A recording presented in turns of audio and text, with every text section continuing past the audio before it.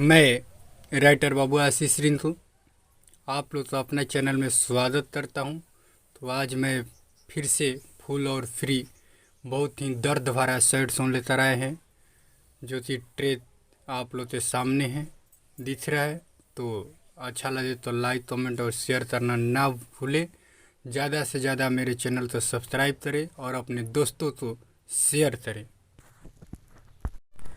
कल आई बरत जैबू पियावा के साथ, कल आई बरत जैबू पियावा के साथ, जाने हमके तू भूल जैबू हो, जाने ससुरा से जब अबू हो,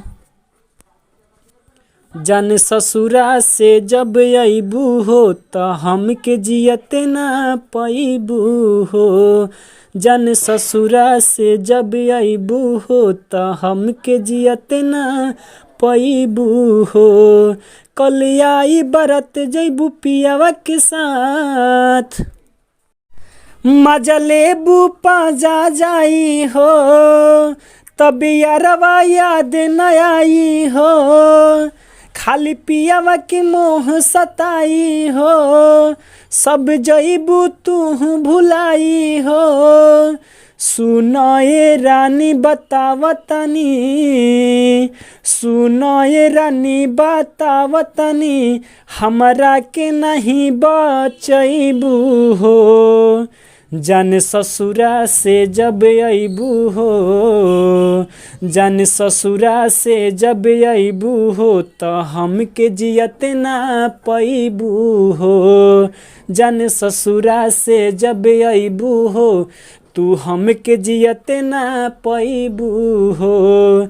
कल आई बरत जैबू पियावा के साथ।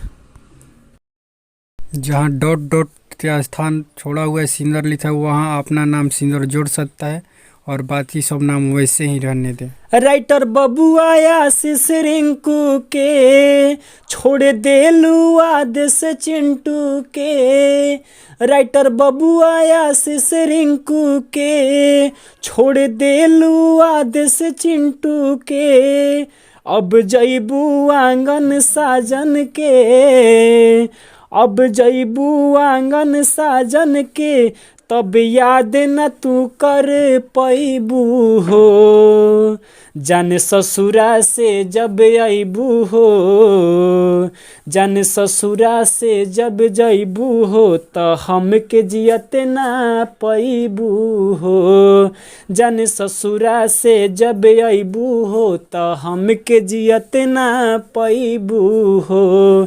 कल आई बरत जैबू पियावा के साथ।